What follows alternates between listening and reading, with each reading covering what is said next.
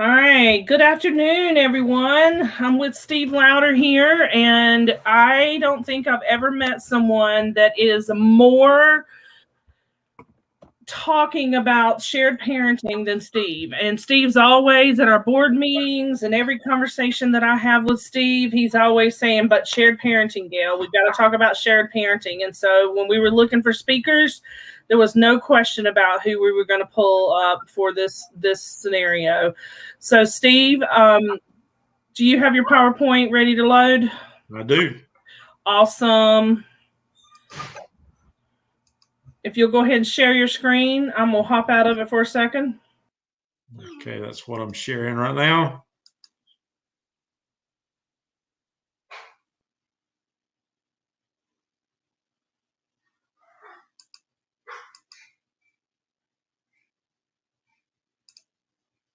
It's not wanting to load for some reason or other.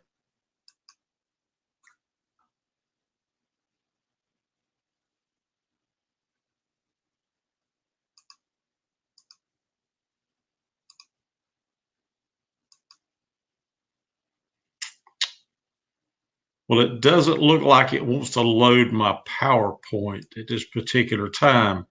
And while I'm talking, I will still keep try to add this PowerPoint that I have made to go along with what I'm going to talk about today. Just to tell you a little bit of who I am, my name is Steve Louder. I live in Stanly County, and maybe we're going to be able to share it now. But anyhow, I live in Stanly County. My wife and I have been foster parents for a little over 12 years. We have had about 21 different children in our house while we have been doing foster care. So I think I finally got my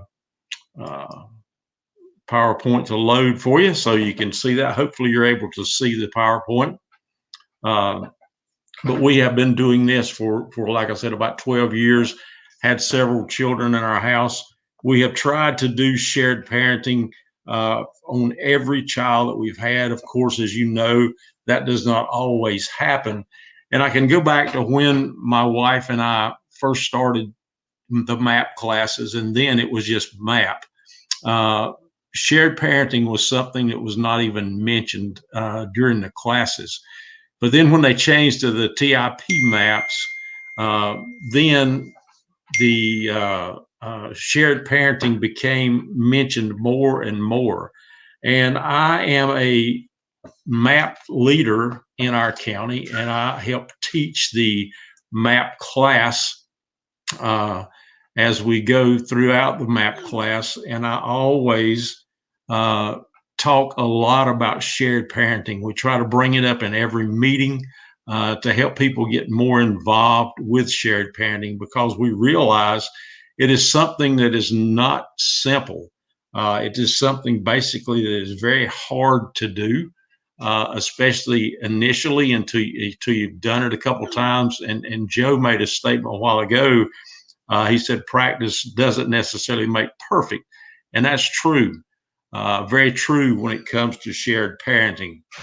So if we look at shared parenting, what is shared parenting? What does it mean to you, shared parenting?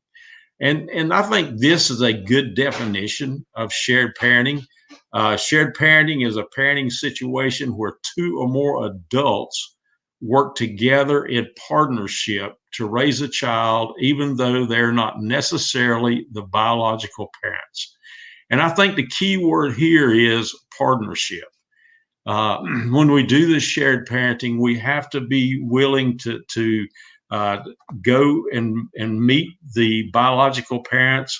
And it's not only the biological parents, it's the social worker involved, it's the guardian ad litem involved, it's everybody that's involved with this child, I think, is involved with shared parenting. So we all have to work in partnership, and we want to work together with those particular people that will help this child get through all the things that have happened to this particular child, whether it be trauma related, whether it be an abuse, whether it be neglect, whatever it may be. And hopefully we can, as a group, as a partnership together, work for the good of this particular child. Now, we know that in foster care, there are two main goals, and that is reunification, which is always the main goal that we have for these parents, and that should be the primary goal. And I'm a firm believer, and I tell my MAP class every time we have it, that I'm a firm believer that a child or children, whichever it may be, belongs to their biological parents, if at all possible. And I think we as foster parents or resource parents should work toward that goal of reunification, of getting that child back home. Now, we know that that doesn't happen 100% of the time. And I've got proof in our home, and as a lot of you probably do as well. We have been able to adopt. We adopted a little boy. He is 12 years old now. We actually brought him home from the hospital. So we know that there's times that reunification doesn't work and will never work. In his situation, it took 2 years for the adoption process to go through, but we continued to work, and we worked with the parents during the process, with mom, with dad, trying to make it to where they could be reunified and sent back home, but it just never come to be. So we were able to adopt when he was almost 2 years old. The second goal we have as foster parents is to minimize the trauma that is shown to occur for children after multiple moves. You know, no matter what the outcome may be, a resource parent is there to help the children develop a stronger connection with the birth family, the foster family, and other caregivers who plan to parent that particular child. So we as foster parents, resource parents, we are there to build these children up. You know, a lot of them haven't had good relationships with their biological parents. So we as foster parents, resource parents, we want to try to do everything that we can to develop that stronger relationship between the birth family and the foster child or foster children if there's siblings involved. So how do we do shared parenting? How do we do it? And I always in our MAP class, I like to use this little scenario. And I think you see a picture of a flower there. And it's a very healthy flower. You can see that. And I picture this as the particular child that is in foster care. Now we're going to take this same flower and we're going to cut the leaves off of it, and we're going to cut them off just level with the ground. Now that we have them cut off level with the ground, we can just see that there's nothing but leaves left, just the leaves, nothing else. So if we take those leaves and we take another pot of clean soil that has been fertilized, it has all the things in it that needs to be in it to make the plant grow, and we take those leaves and we just plant those leaves in that particular flower pot, will those leaves survive? Will they grow?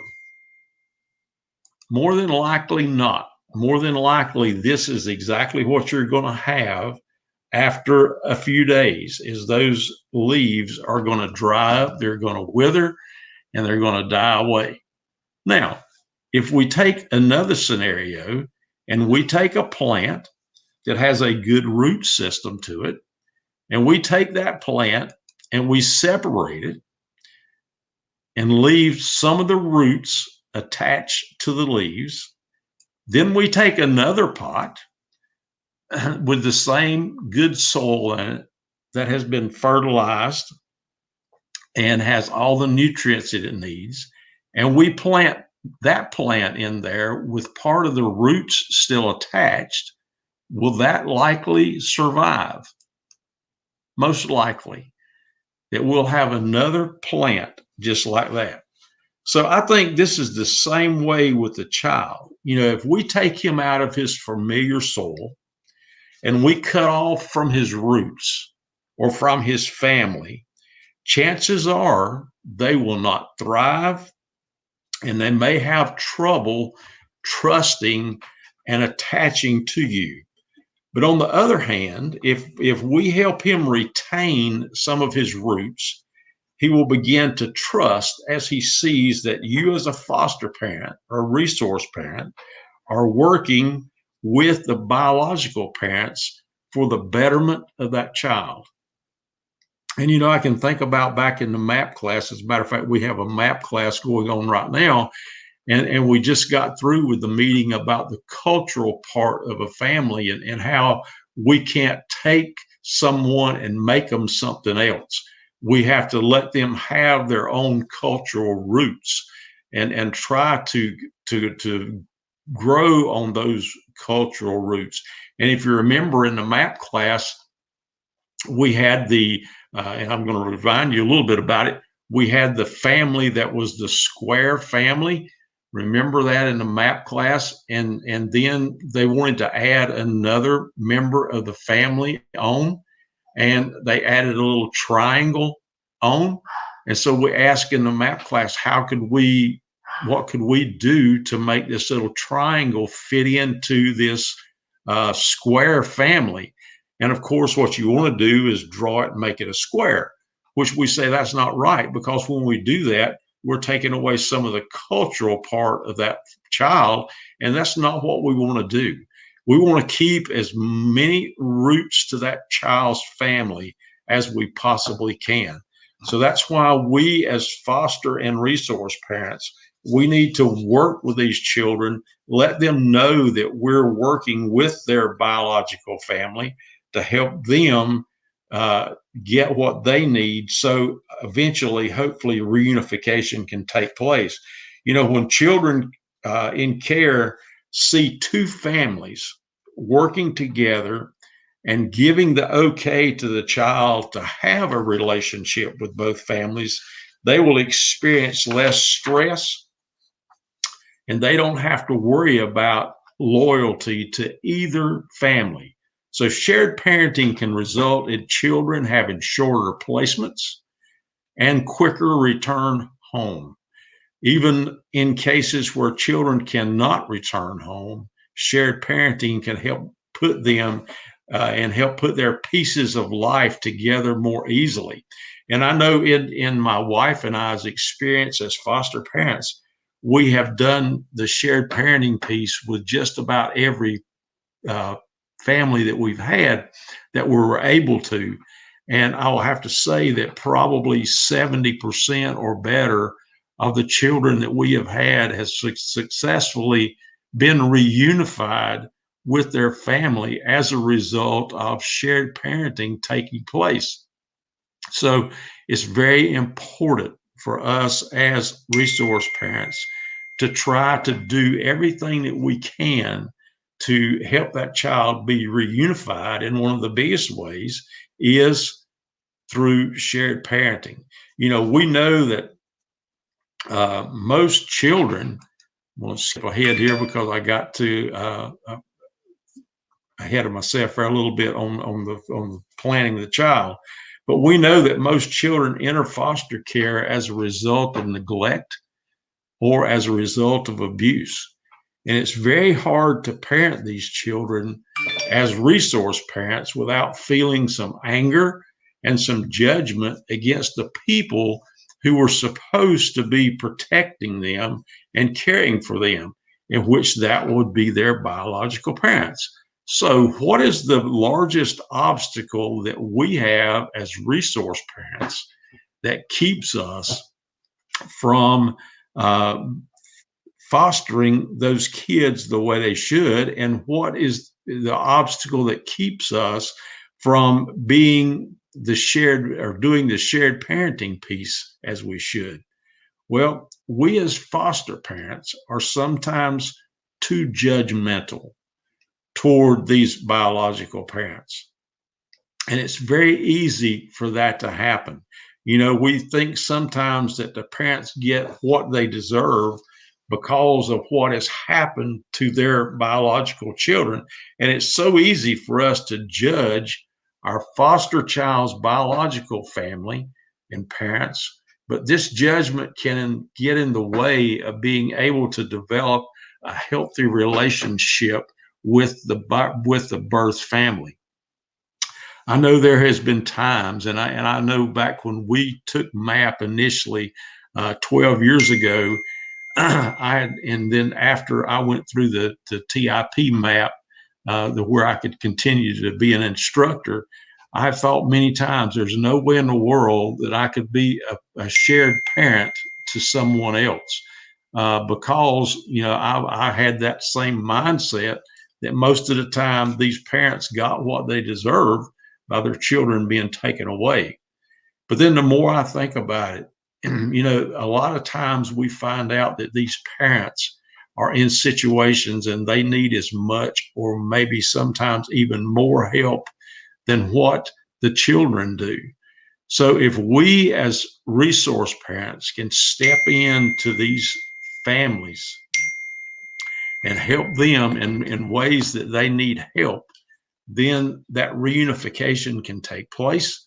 A lot of times, as I've already said, it can take place quicker and return these children back home.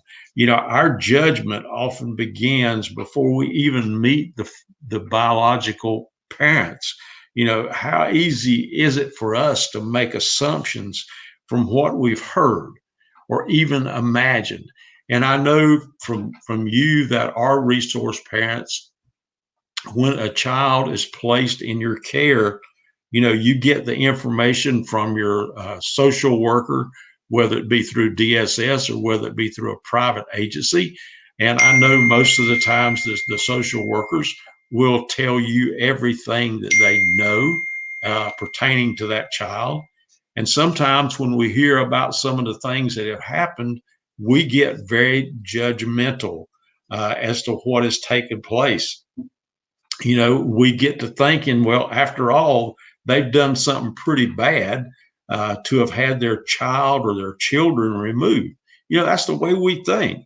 While, exactly sometimes this is the case, but it's important for us as resource parents to remember that that isn't always the case.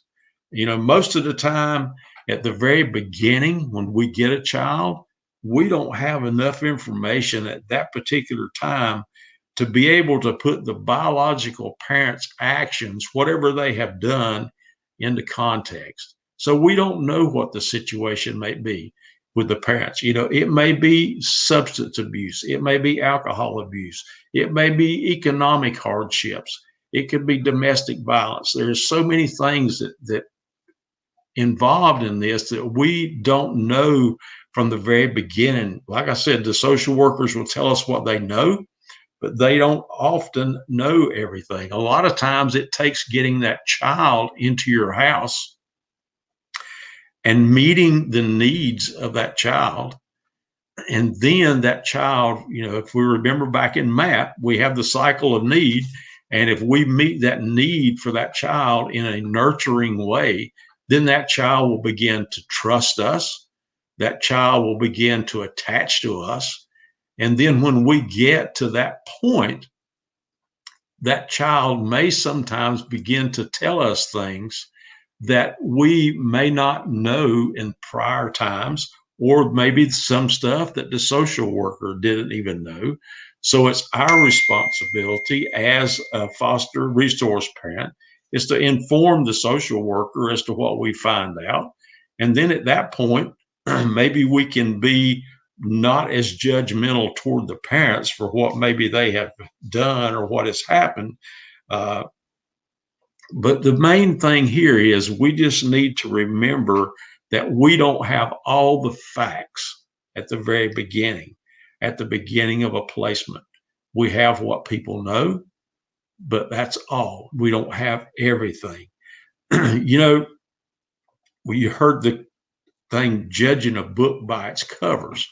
And, I think that's what we as resource parents do a lot of times is we see what these parents have done.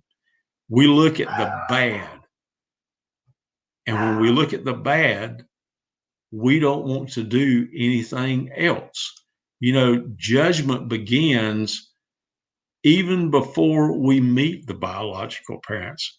We make assumptions from what we've heard or from what we have imagined to happen, whether it's actually happened or not, but it's just things what we've heard. But most of the time, we don't have enough information, as I said, to be able to put the biological parents actually into context for what they've done.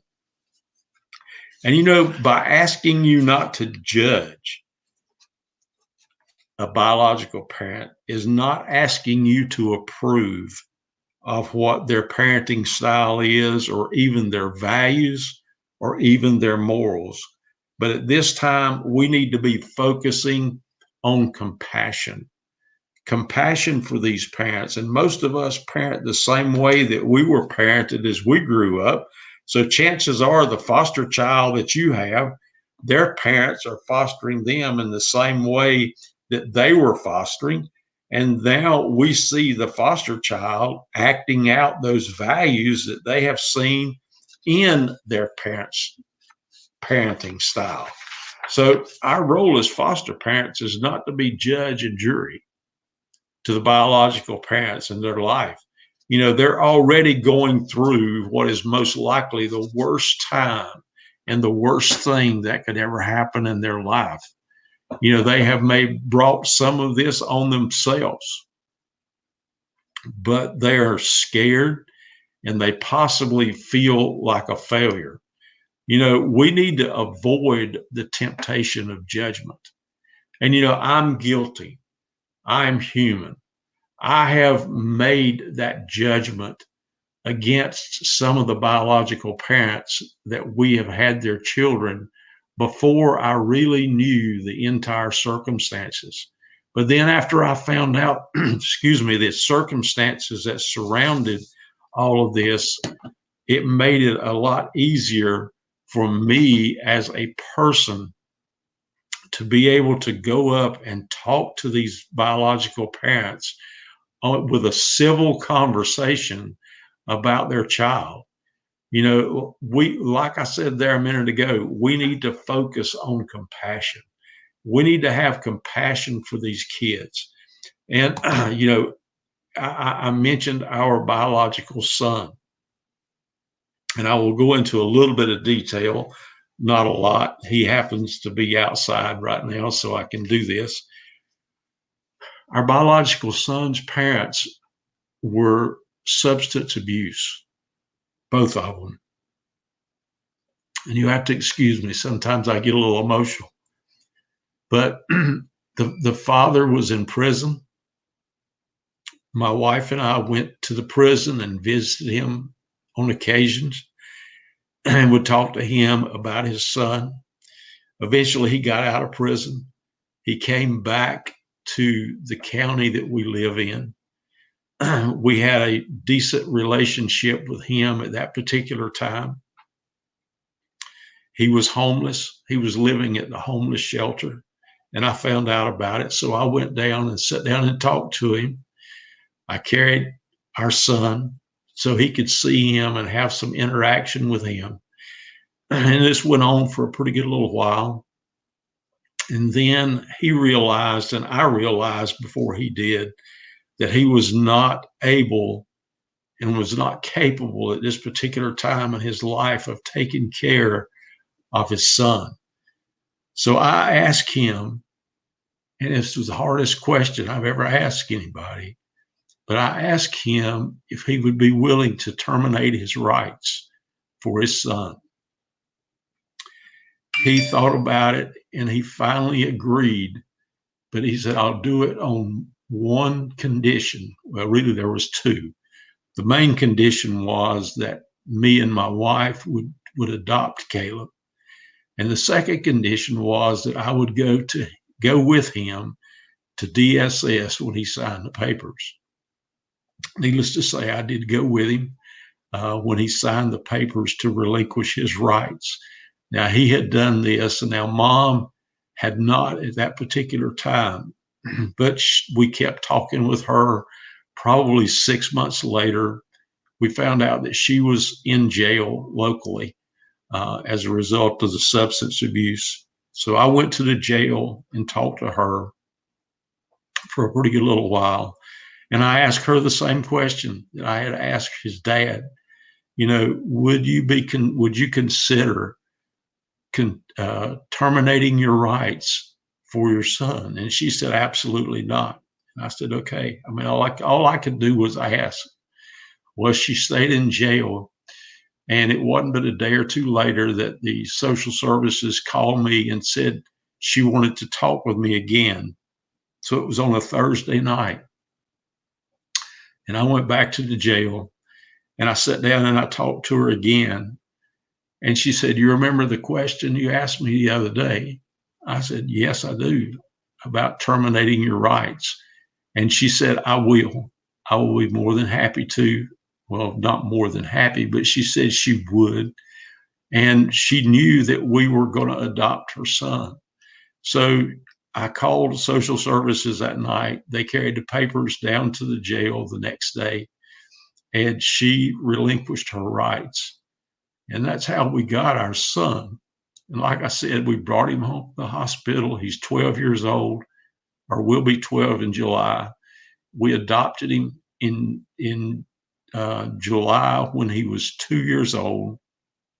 So we've had him the entire time. And I know this was not reunification, but to me, this was the biggest thing of shared parenting that I have ever done. And it was the hardest thing that I've ever done, was to ask someone to give up the rights of their children or their child. I can't imagine somebody coming to me and asking me to do that. But we had a good enough relationship through the shared parenting that both Mom and Dad felt comfortable enough with us that they did that. And I think a lot of times, what will our son say? We let him know. He knows he's adopted, but I wonder a lot of times he's going to ask questions. And one thing I can tell him, that his mom and daddy loved him enough that they were willing to relinquish their rights because they knew they could not take care of him the way he needed to be taken care of. And they loved him that much. I can always tell him that. We have had other children in our home that we have done this shared parenting with. We had a sibling group. There was 4 children in the group, and at the time we were licensed for 4, but we already had 1, so we couldn't take all 4 of them. So we took 2, and another foster family in our county took the other 2, which we were real good friends with, real close. So on Saturdays, we would meet their biological parents, and they would get to spend the day with their children. And we had a lot of conversations with the biological parents. We did, and the other foster family did as well. And they were reunified not too long after that, which was great. And we still have contact, with those biological parents even today. And there was another little girl that we had. She was 5 years old. She was had been living with her grandmother, and she came to live with us. At that time, her mother was single, and we were able to do shared parenting with her and help her with some of the needs that she had, along with helping the child. So we were able to get that family reunified. That family still contacts us. As a matter of fact, they don't live too very far from us. We see them very often. The girl now is in high school, and she comes up and hugs our neck just about every time she sees us. And I know her mother still contacts my wife. in case something she needs or whatever. So shared parenting pays off. It sees that these kids see more than one person. Just as I said at the very beginning, shared parenting is when two or more adults help take care of a child in partnership. And these children see that. There is a benefit to each one of us as for being a foster parent and for doing this shared parenting. A while ago, I said that, these biological parents are going through the worst time of their life, but their kids being taken away. They may have brought this on themselves. We know that they're scared, and a lot of them probably feel like a failure in their life. But the least, and you see there in bold, the least we as foster parents can do is treat them with dignity and treat them with kindness, the same kind that you would want someone to treat you when you have made the biggest mistake in your life. And, I think about that. How many mistakes have I made in my life that I was glad that somebody was there to pick me up and to set my feet back on the solid rock of where it needed to be. And that's what we as foster parents, resource parents, need to be able to do with these biological parents, is to help them get back to where they need to be so they can take care of their children in a way that is beneficial to the parent, that is beneficial to the child, and could be beneficial to you as a foster parent, resource parent. I have said many times, with all the children that we have had, I feel like they have been a blessing to us. I feel like sometimes I have been blessed more by the children than maybe what I have given to the children, just because of how I have learned so much from some of these children that have come into our house. So I hope we can all be compassionate to these people and treat them with kindness, treat them with dignity, treat them the way that we as people want to be treated. As we do this shared parenting, there is a benefit. There is a benefit to us as foster parents. We as foster parents benefit by treating the biological parents with the dignity, the respect, and kindness that I've already mentioned.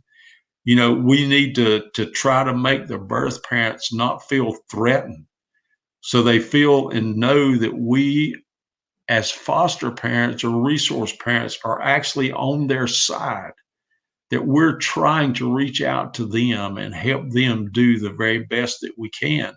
And when that happens, the child will adjust better to all of us.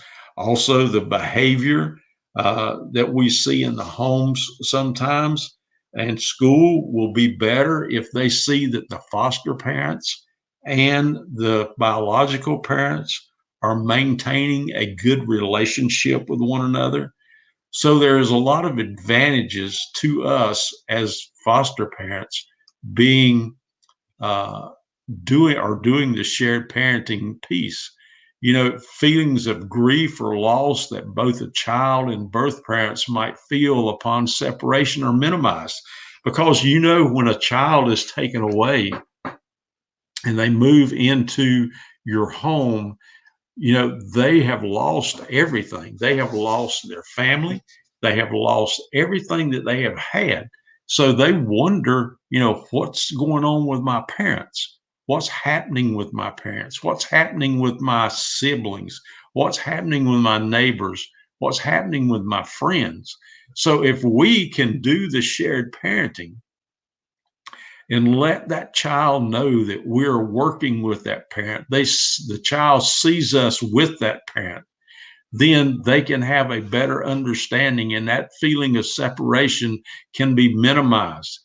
Children's relationship with birth parents can be maintained. Now, it's hard sometimes. It is not an easy task. It is hard.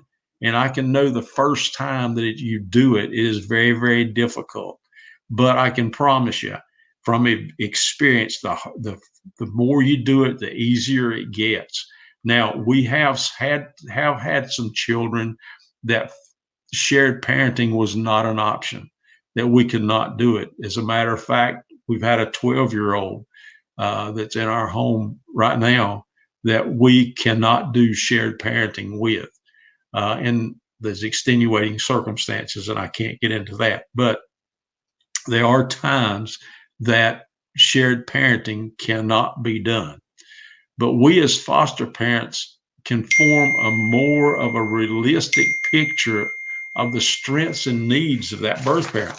You remember in math class, just about every other class, you would have a strengths and needs sheet that you would fill out, that you would bring it back, and you would tell us a strength that you have, and then you would tell us a need that you have.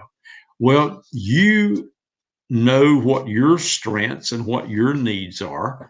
And I think there's a lot of times that these foster parents don't realize what their needs and what their strengths are. So I hope that we as foster parents can learn the strengths and the needs of those biological parents so we can help them along the way. Foster parents and birth parents, as I said a while ago, we have a shared goal. Our goal should be to get that child home as soon as possible, as long as it's safe. And by both sets of parents working together, we can achieve that goal. There is no doubt we can make that goal happen. So, again, some of these advantages, and we remember one thing that we need to be to these foster parents, or to these biological parents, is a role model that they can follow to help with their biological children. And I think my wife and I have been role models to some of the biological parents, and it has helped them to understand maybe how to handle some of the behaviors of these children, how to handle some of the other things that these children are doing. Birth parents need to be assured that their child is in a stable environment. And I think the best way to do that is through shared parenting. If these parents see what kind of environment their child is in your home, and they can see it's a stable environment, they can see it's a safe environment, then they can be a little more relaxed. And I think they can have a better relationship with you. And also, they won't look at the birth parents as a threat, like a threat, like, I'm going to take your child away from me. That's not what we want to happen with these children. So I hope what I am talking to you about today is making a little bit of sense to you. Uh, I have said a long time, we as foster parents, we have to go through 30 hours of training to get licensed to be a foster parent. I think there should be some kind of class that the biological parents should have to go through as well, to understand what foster parenting is all about and how they can be a part of helping get their child back quicker. I hope this information, like I said, has been informative. I hope that it is helpful in the journey that you have or have been going through or will go through as a foster parent and taking part in shared parenting. This is something that's not always easy, and it's something that's very difficult to do. Like I said, I can remember my first time and I thought it was something that I could never do. But after doing it, I have seen the benefit to both the child, the birth parents, and also to myself. And it's something that, as long as we are foster parents and we have children in our house, it is something that I will continue to try my best to do. I know it's not easy. It's not easy at all. But we need to do everything that we can as resource parents to get that child back home, because reunification is the major goal, to get that child back home. And I think the quickest way and the easiest way to get that child back home is with shared parenting. Now, we can do shared parenting in many different ways. We can do it just by phone call. We can do it by visits. We can do it by having the parents, the biological parents, attend doctor's appointments with us, attend counseling sessions with us, attend school meetings with us if the child is in school. So shared parenting can look a lot of different ways. You just have to figure out the particular child you have, the particular family that you're dealing with, what is the best way to do shared parenting in that situation. And again, like I said, it's not always possible. We know sometimes that we can't do it. So I know the state of North Carolina is pretty adamant about the biological parents and the foster parents having a meeting fairly quickly after that child is put into placement somewhere. So I hope your agency, your county agency or your private agency is doing that with you as soon as possible. And I know our county tries to do it within 72 hours after a placement is placed. So they get the biological parents and the foster parents together at DSS, and they have a meeting together. Now, does that always happen? No, because sometimes your foster parent or your biological parents won't come because they're upset and they're mad at social services because they removed their child. But if we can make this meeting happen, it's a first step toward shared parenting. That way, the biological parents gets to meet you and get to know who you are. They can see where their child is at. Hopefully, they can understand that your child is safe and that you're going to do all that you can do to try to do what's needed for that particular child, whatever it may be. So that meeting is very, very important. So I think there's a few tips that we need to remember as we do this shared parenting. One is, I've just said, make contact with the birth parent as soon as possible. You know, we don't have to wait the 72 hours. We can do it sooner, but as soon as possible. Sometimes it may take a week to get it set up, or it may take longer. But as soon as you can get it set up, we need to make contact with those both birth parents as soon as we can. We need to remember, too, that we as resource parents, we do not need to try to replace those biological parents. You know, I've said in our MAP class many times that I don't care how bad a child has been treated. I don't care what a biological parent has done to that child still loves that biological parent. So we don't need to show that child that we're trying to replace those biological parents. And another thing is, we don't need to talk negatively in front of that child about their biological parents. When we talk about their parents, we need to talk positive. Now, you say and think, I don't know of anything positive about these biological parents. Well, there's something. You just have to look. You have to dig into it and figure out something. There is something that we can find out to say that is positive about these biological parents. And that's how we need to talk to them. We need to expect the birth parents to be angry, because they're going to be. They're going to be angry at social services or your private agency, whichever one it may be. And possibly they're going to be angry at you because you have their child at that time. But even though they're angry, we as resource parents do not need to take that anger personally. We don't need to take it personally. We need to understand that this anger is just an expression of the biological parent's fear and also the biological parents' grief that they're going through. If you can imagine you being in the situation of a biological parent, if it was your child that was taken away, how would you feel? I'm sure you would feel angry. I'm sure you would feel the grief from what has taken place. You wouldn't know what to do. And these biological parents are the same way.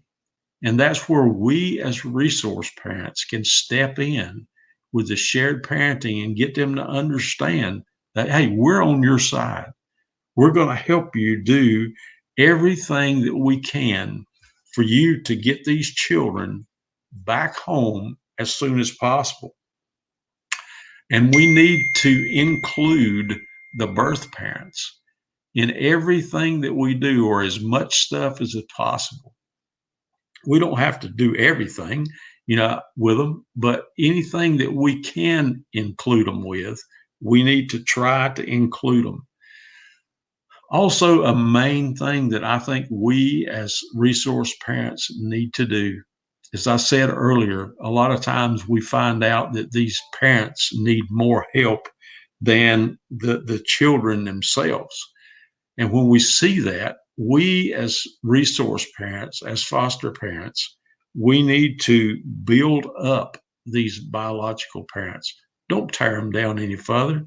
As I said a minute ago, they're at their lowest place because they've lost everything, just as a child has lost everything. So we need to build up these biological parents. So when you're involved with the birth parents, they're at the lowest moment in their life. And we need to remember that. They're at the lowest moment in their life. So we need to do all that we can to build them up. So anything that you can do to build them up and recognize their strengths will go a long way toward helping your relationship with them. So I know from experience with the shared parenting, it is something that works. It is something that is hard. Sorry, I couldn't quite hear you. It's something that Could you is please hard to do. It's something that's not very easy, but we need to try in every case to do the shared parenting if at all possible, to help these children get back home, to help them be reunified. When Joe was talking a little while ago, he mentioned a very dear lady.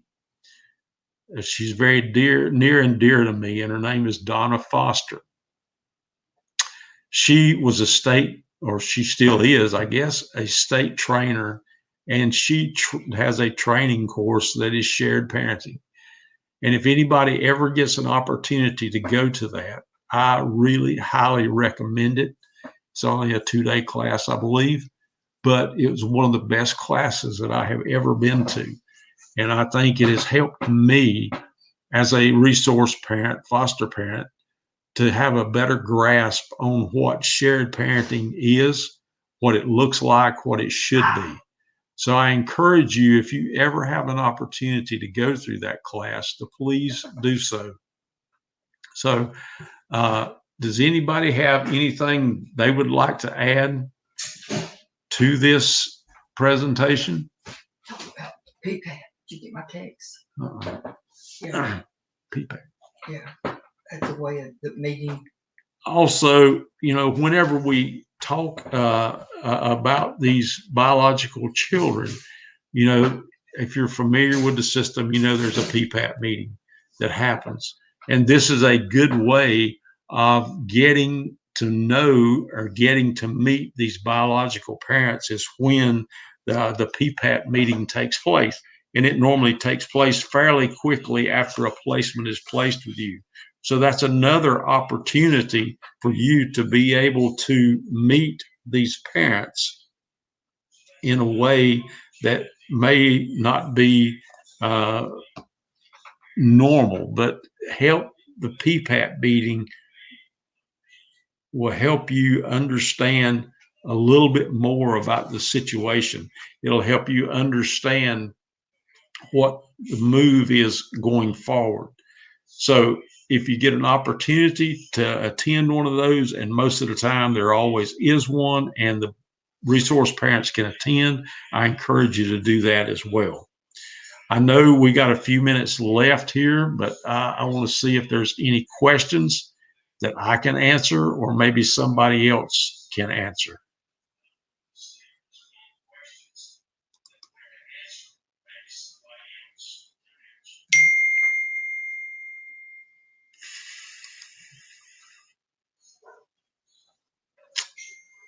So is there any questions out there?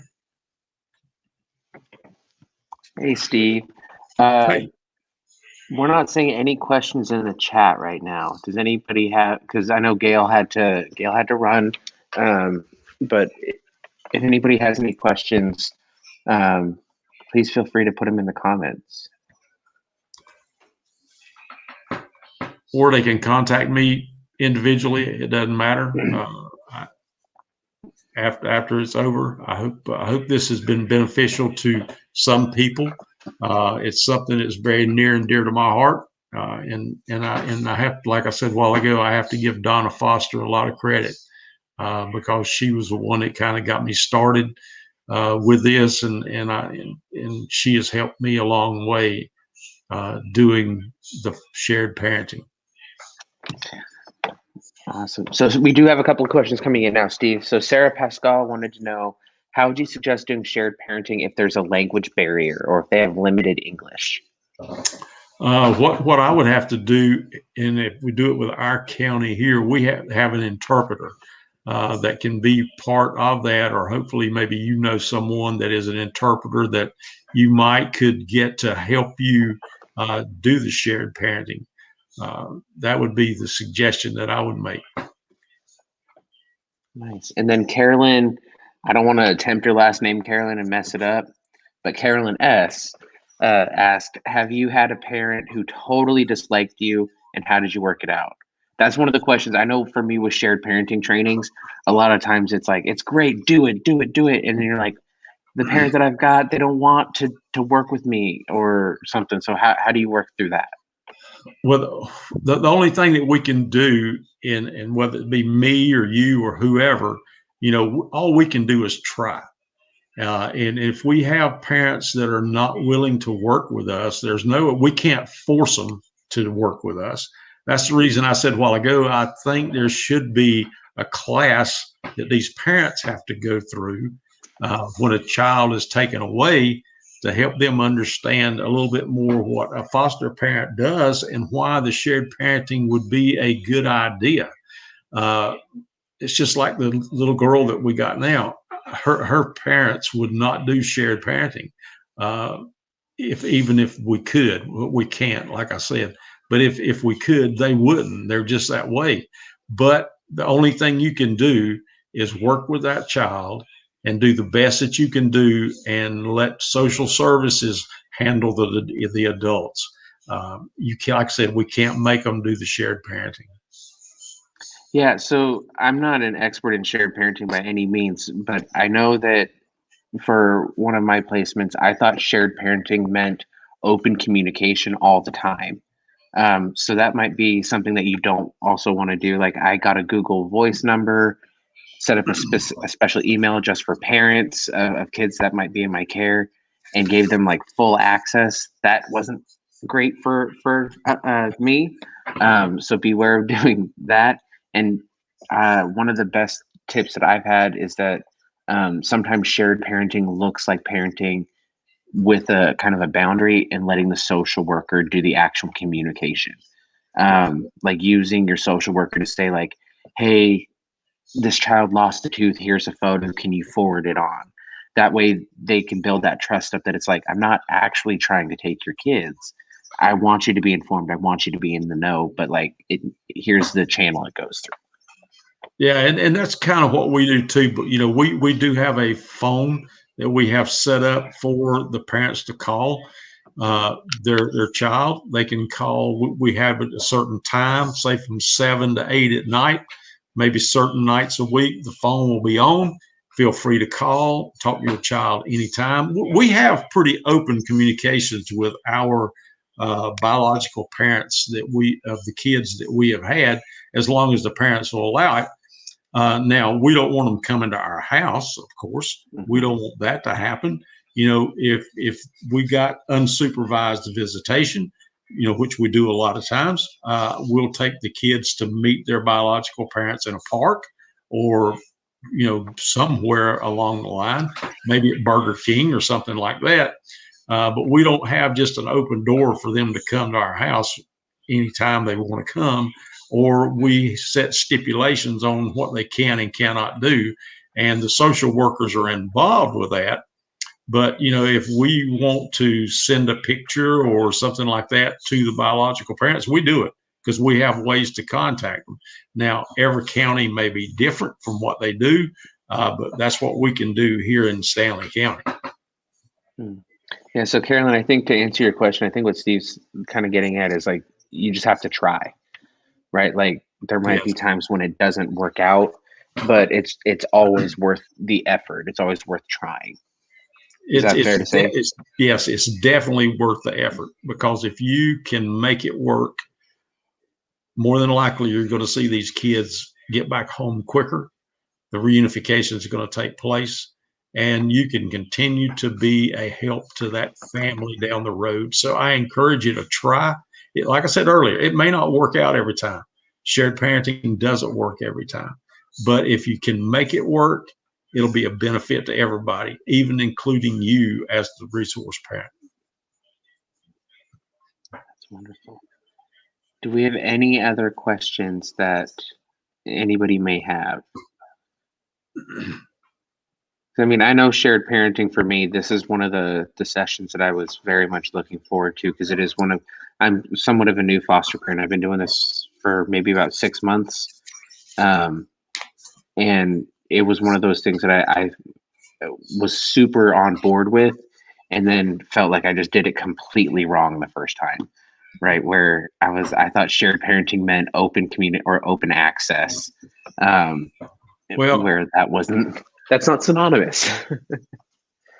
Exactly. It's not necessarily the case. Now, you may have some that you feel like you can do that with, but I don't think it's a real good idea to have that openness. Now, again, you may have some that it's okay with, but I would say the majority of the time, that's really not the way you want to do it.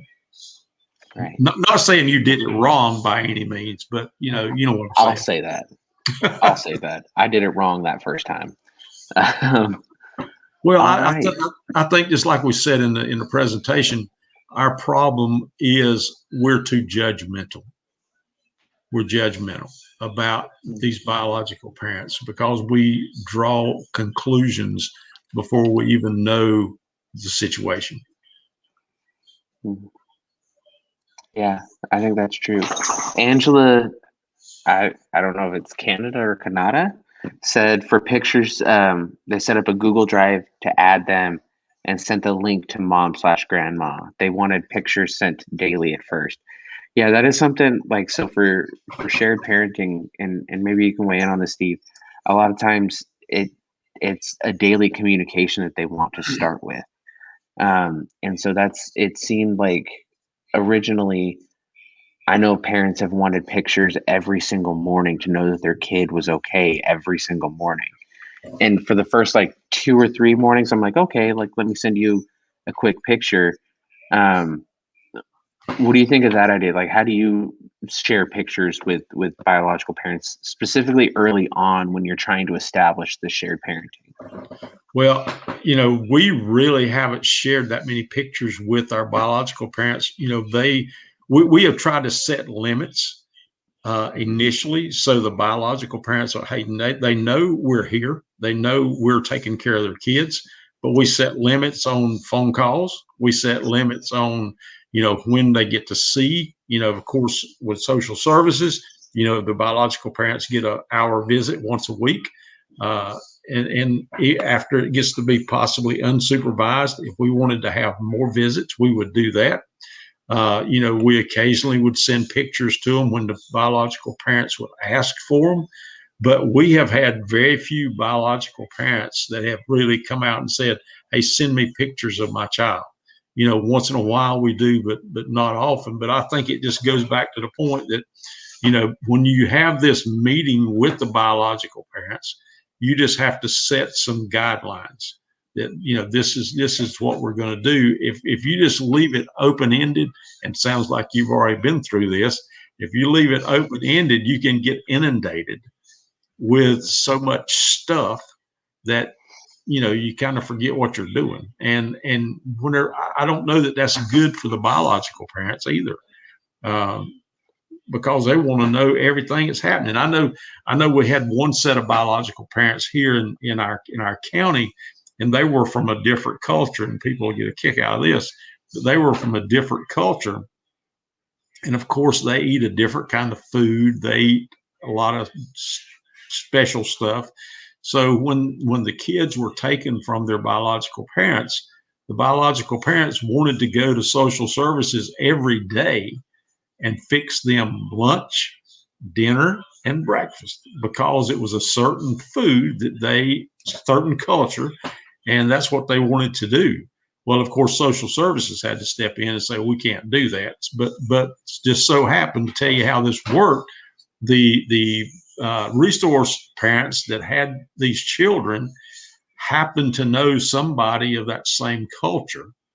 So they went and talked to them and got them to teach them how to cook for that culture. So that satisfied mom and dad that these kids were still eating the food from their culture.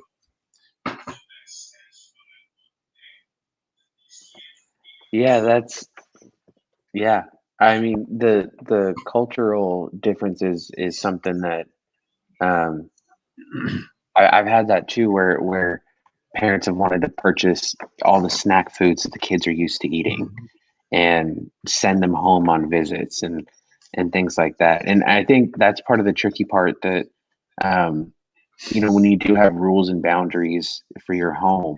Like, I'm a single foster parent, and I have a license for 5 kids, and so I can't have as many toys as every child wants, Right. because they share bedrooms. Right. Exactly. So working on those boundaries has been a sticking point before, where it looks like you're against the parent, but you have to try and explain, like, it's not that I don't want you to give gifts to your child, it's I just don't have space. So yeah. And we run into that too, where parents will bring a lot of stuff, or family will bring a lot of stuff, but we don't, not that we don't take it, we do accept it, but a lot of times we'll just put it up, and then whenever they go home, we send it back home with them or whatever. But that's because you can get inundated again with so much stuff if you're not careful. So. Yes. Oh yeah. I think for me, I told the parent that, like, you can buy your child whatever you want to, and like maybe keep that toy at home and then bring it to visits for a special visit toy. Right. Exactly. Instead of sending it home. So yeah. But I think we're almost out of time, Steve. Okay. That's so fine. Thank you so much for this presentation. I know I learned a lot about just shared parenting in general. Is there any final words that you wanted to say? No, I just appreciate what the FFA is doing. I'm very happy to be a board member, and I think we are coming a long way, and I think we've got a long way to go. And I hope, I talked to Gail the other day, and I think in the next year, we're going to try to work on recruitment for foster families that will keep teenagers, because I think that is a huge need in North Carolina. I know it's a huge need in our county, is because we have very few foster families or resource families that are willing to take a teenager. So when we get a teenager in custody in our county, most of the time they wind up going out of the county for placement, which is not good for anybody. So we as a county, we need more foster families that will take teens. And I think that's going to be a statewide effort over the next year to try to do recruitment for these type foster families that are willing to take teenagers. But yes. I think the presentation that I had, I think it's been put on, downloaded as a PDF. If anybody would like to have it, it should be this presentation. So. Yeah, the presentation should be available in your app. As always, or the Foster Family Alliance, we're always looking for volunteers. If you have any interest in volunteering to be a member or be on the board, whichever it is, please contact us at info@ffa-nc.org. Again, the handouts, the slideshow should be available in your app. If you have any needs or any concerns that you would like help with or just to have addressed, please also email us at info@ffa-nc.org. Well, thank you so much, Steve. I know that I have appreciated your presentation. I'm sure everybody else has too. And that teen stuff, I think there's more coming on that soon. So, but thank you all so much. And the celebration session should start in about 5 minutes. Okay. Thank you so much. Thank you all.